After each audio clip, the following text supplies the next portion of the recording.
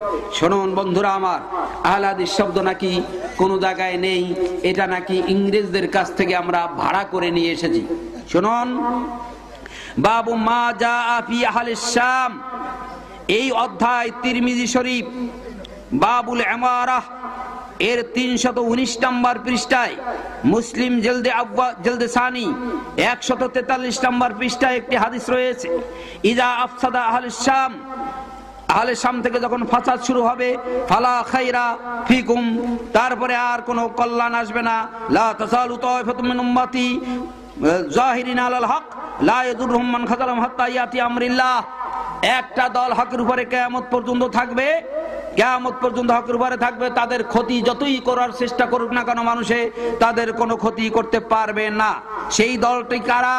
ক্বালা মুহাম্মদ বিন ইসমাইল বুখারী, ইমাম বুখারী রাহমাতুল্লাহ বলছেন, ক্বালা আলী ইবনুল মাদিনী, আমার উস্তাদ আলী ইবনুল মাদিনী বলছেন, হুম আসহাবুল হাদিস, ওই যে নাজাতপ্রাপ্ত একটা দল, হকের উপরে একটা দল থাকবে, এই দলটার নাম হলো আহলে হাদিস দল।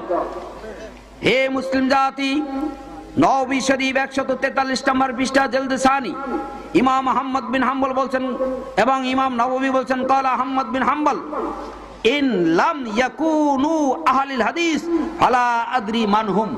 তিনি বলছেন, ইমাম আহমদ বিন হাম্বল, ওই দলটি যদি আহলে হাদিস দল না হয়, ওই দলটি যদি আহলে হাদিস দল না হয়, নাজাতপ্রাপ্ত দল, তাহলে আর কোন দল হবে তা আমরা জানি না। আমি জিজ্ঞেস করি, আহলে হাদিসের নাম কি হাদিসে আছে না নাই? কি আছে না নাই? এই জন্য আহলে হাদিসের কথা শুনলে রেগে যায় অনেকেই রেগে যায়, সহ্য হয় না।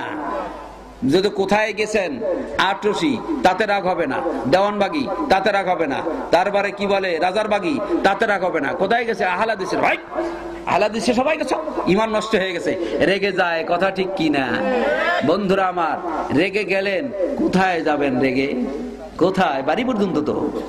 এরপরে আপনার কবরে একদিন শায়িত হতে হবে না? হবে না? কবরে শয়ন করতে হবে কিনা? হে মুসলিম জাতি, আল্লাহ রাব্বুল আলামিন বলছেন, আবি উমামা রাদিয়াল্লাহু আনহু বর্ণনা করেন যে, মান আহাব্বা লিল্লাহি ওয়া আবগাযা লিল্লাহি, মান আতা লিল্লাহি ওয়া মানা লিল্লাহি ফাকাদ ইসতাকমালাল ঈমান। হাদিসটি আবু দাউদ শরীফের 6481 নম্বর হাদিস, হাদিসটি সহিহ। আল্লাহ নবী মুহাম্মদ রাসূলুল্লাহ সাল্লাল্লাহু আলাইহি ওয়াসাল্লাম বলছেন, আল্লাহর উদ্দেশ্যে কাউকে ভালোবাসা, আল্লাহর উদ্দেশ্যে কারোর সাথে শত্রুতা পোষণ করা, আল্লাহর উদ্দেশ্যে দান করা আর আল্লাহর উদ্দেশ্যে দান না করা, এইটা যদি কারো মধ্যে পরিলক্ষিত হয়, তাহলে সেই ব্যক্তির ঈমান পরিপক্ক হয়েছে বুঝতে পারবে। হে মুসলিম জাতি, ভালো কাজ, ভালো কথা, এটা কারো কাছে অকল্যাণের জন্য নয়, এবং ভালো জিনিস কারোর জন্য অকল্যাণ বয়ে আনে না, ভালো জিনিস সবসময়ের জন্য কল্যাণই বয়ে আনে। কথা ঠিক কিনা?